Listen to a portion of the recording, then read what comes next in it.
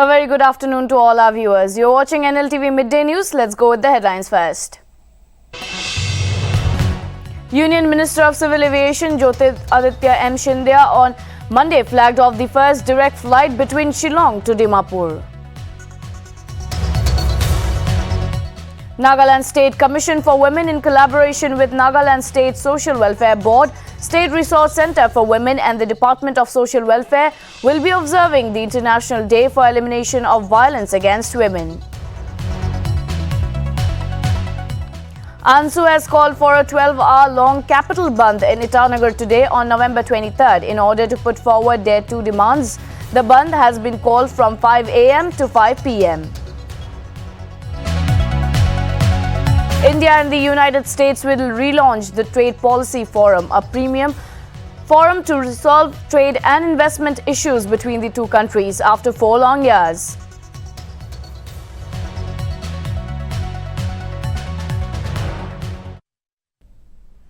The Rengma Salozi organized a walkathon in solidarity with the people's long-standing aspiration for creation of a separate Symmetry district.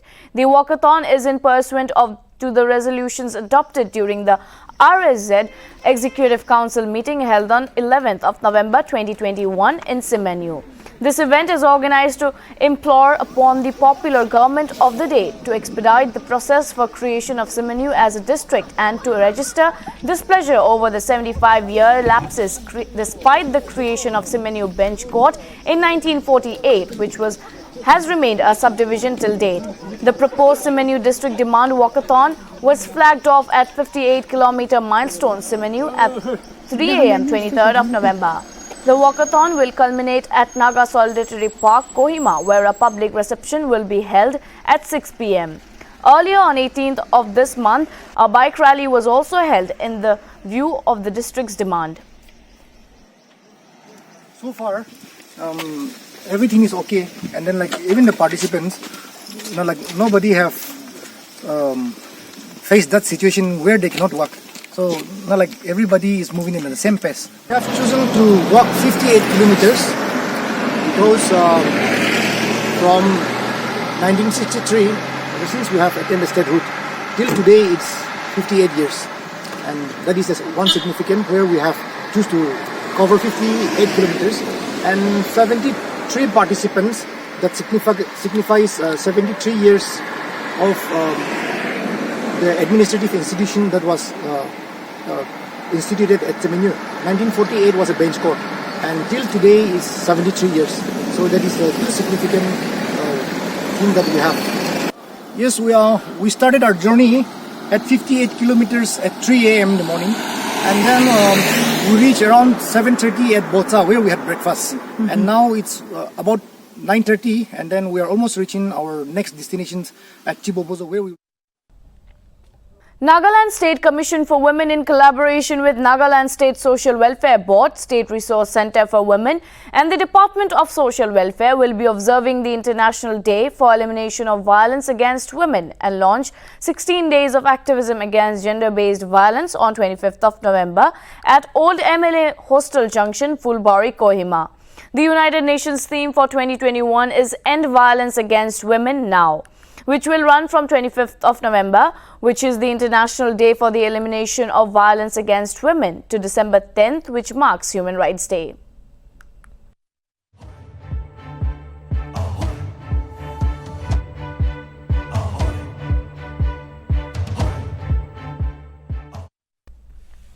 Union Minister of Civil Aviation Jyotiraditya M Scindia on Monday flagged off the first direct flight between Shillong to Dimapur.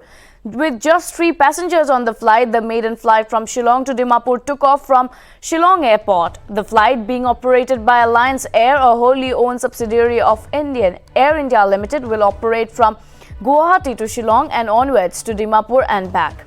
With these flight operations, the Alliance Air connects Assam, Meghalaya and Nagaland. The project is said to be under the RCS Udan scheme of the Union government. According to an official statement, the airline will deploy its 70-seater aircraft in these locations. The flight will operate 4 days a week, such as on Monday, Wednesday, Friday and Saturday.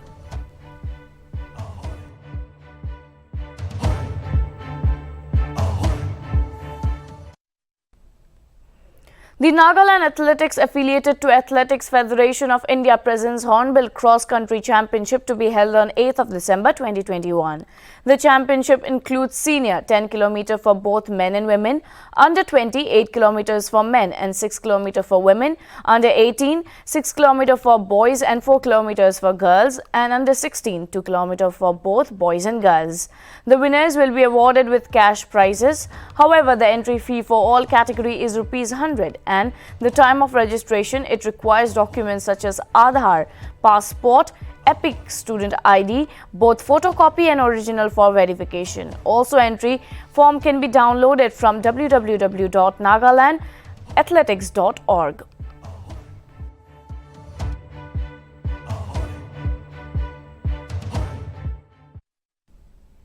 AASU has called for a 12-hour-long capital bandh in Itanagar today on 23rd of November in order to put forward their two demands.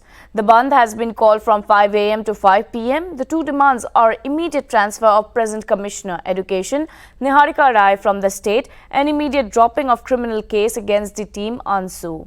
Meanwhile, State Home Minister Bamang Felix has urged the AASU to withdraw the bandh call. He said that the government has already accepted the 14 points demand of the AASU and hence the bandh call is not justified.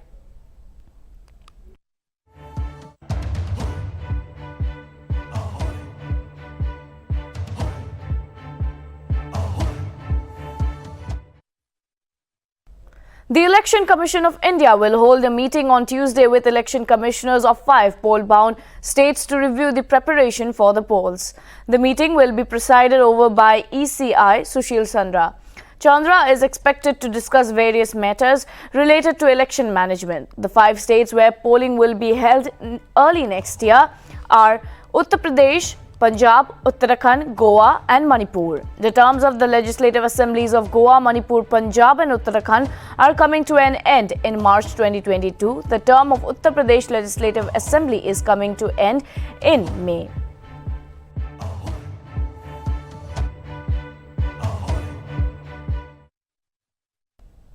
Delhi Chief Minister Arvind Kejriwal, while addressing a gathering of women on Monday at a resort in Moga, Punjab, promised a cash assistance of ₹1,000 per month for every woman above the age of 18 years if his party came to power in the state in the 2022 Assembly elections. He attacked Punjab Chief Minister Charanjit Singh Chani as fake Kejriwal and accused him of copying his promises without fulfilling them. With reference to the Election Commission of India's statement of 96.19 lakh women voters in Punjab during 2009 Lok Sabha polls, Kejriwal stated that his promise will benefit 1 crore women in Punjab. He also added that if a woman was already getting any type of pension, the cash assistance would be additional assistance. Kejriwal said that if the scheme is implemented, it would be the largest scheme for women's empowerment in the world.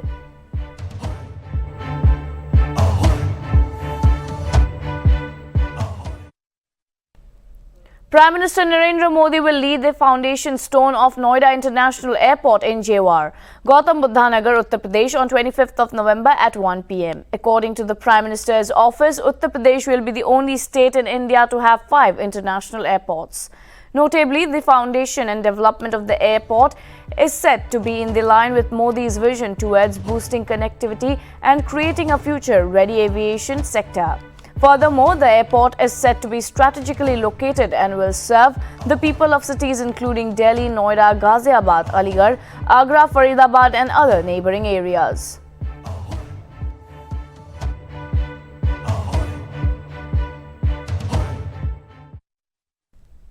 Andhra Pradesh government on Tuesday decided to distribute essential commodities to all flood-affected families.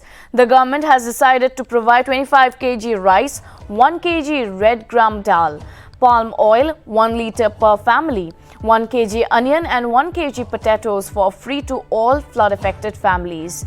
Notably, the decision to distribute essential commodities came after a day of review meeting held to assess the flood situation in the flood-affected districts. Lately, heavy rains have wreaked havoc in the southern state of Andhra Pradesh, districts of Chittor, Kadapa, Nellore and Anantapur.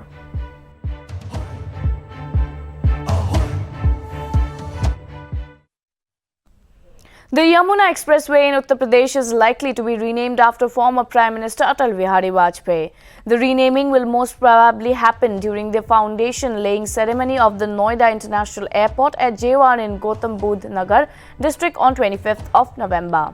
Prime Minister Narendra Modi, UP Chief Minister Yogi Adityanath and top BJP leaders will be present at the event where a formal announcement regarding renaming of the expressway may be made.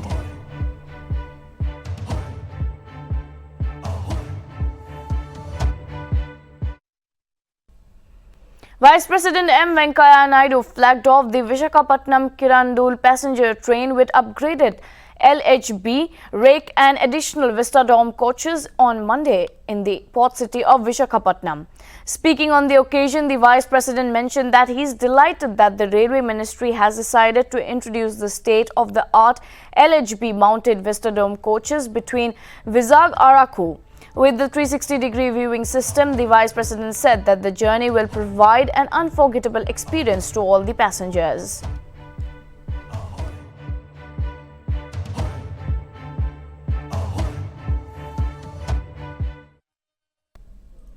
Bharti Airtel on Monday increased its tariff for telecom subscribers for a range of services effective November 26, saying that this decision was for a financially healthy business model.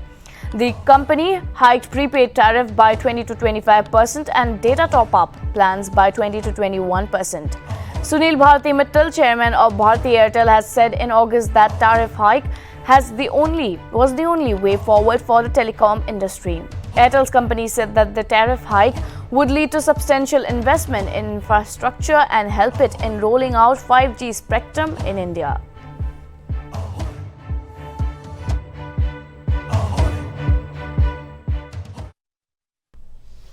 West Bengal Chief Minister and Trinamool Congress Supremo Mamata Banerjee is likely to meet Congress interim President Sonia Gandhi today in Delhi. Mamata arrived in the national capital on Monday evening on a 4-day visit. She will also meet scores of opposition leaders during her stay in Delhi. Mamata's visit to Delhi is seen as yet another attempt to mend fences between the two opposition parties ahead of the winter session of Parliament and take forward the agenda of united opposition to counter the BJP's popularity. Mamata's meeting with Sonia comes amid some heat burn between the two parties. Several Congress leaders have joined Trinamool Congress in the recent weeks in Goa and Uttar Pradesh, where polls will be held early next year.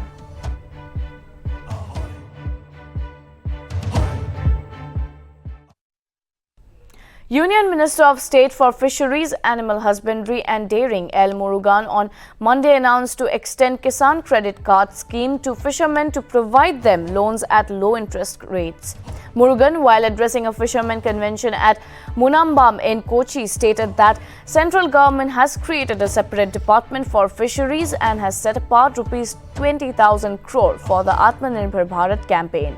Furthermore, the government has earmarked Rs 7.5 crores to set up integrated fishermen's villages and schools with healthcare facilities.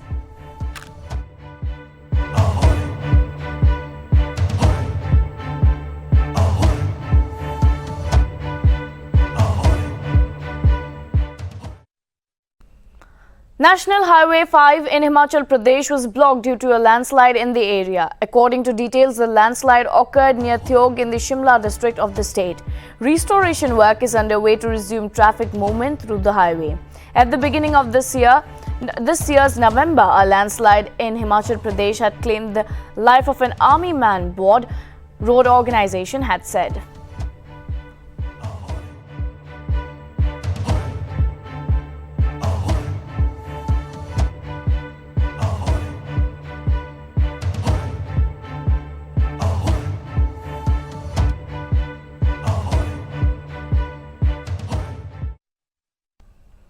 India and the United States will relaunch the Trade Policy Forum, a premier forum to resolve trade and investment issues between the two countries. After 4 long years, speaking of the relaunch of the TPF, Union Commerce and Industry Minister Piyush Goyal said on Monday that he hoped the forum can be revitalized to engage and resolve outstanding issues between India and the US in an amicable manner.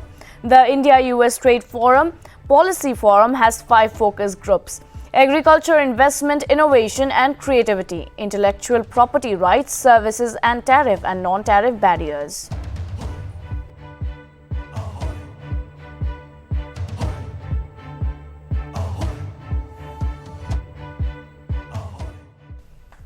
In 2013, doctors delivered a life-altering diagnosis to a 30-year-old woman in Argentina. She had acquired HIV, the virus that causes AIDS. 8 years later, the virus has all but disappeared from her system, making her the second documented person whose own immune system may have cured her HIV. Researchers have dubbed the 30-year-old mother as a Esperanza patient. The co-authors of the study, which was published on Monday in the Annals of Internal Medicine, said they believe their findings will indeed bring hope to the estimated 38 million globally living across the world.